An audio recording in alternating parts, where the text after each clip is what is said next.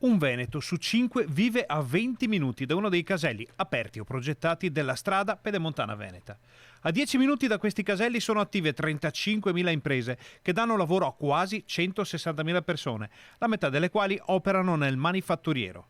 Il PIL generato nell'area su cui insiste la pedemontana è di 34 miliardi di euro. Con queste cifre viene naturale comprendere perché le imprese del Veneto abbiano già iniziato il conto alla rovescia che porterà il 28 di maggio all'apertura del tratto fra Bassano del Grappa e Montebelluna.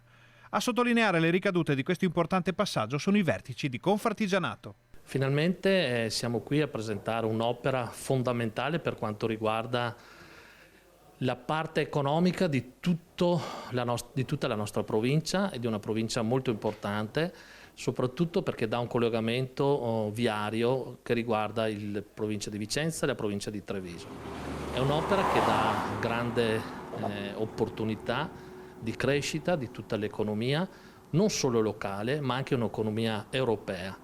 L'apertura del tratto fra Bassano e Montebelluna si innesta sulle tratte già operative ed è un successo tanto per la regione quanto per il territorio. Sicuramente è un successo della regione, ma è un successo per l'economia di tutto il Veneto. E lo ribadisco perché le nostre aziende sono sempre state molto competitive fino al cancello, ma poi erano molto penalizzate da quello che erano le arterie stradali.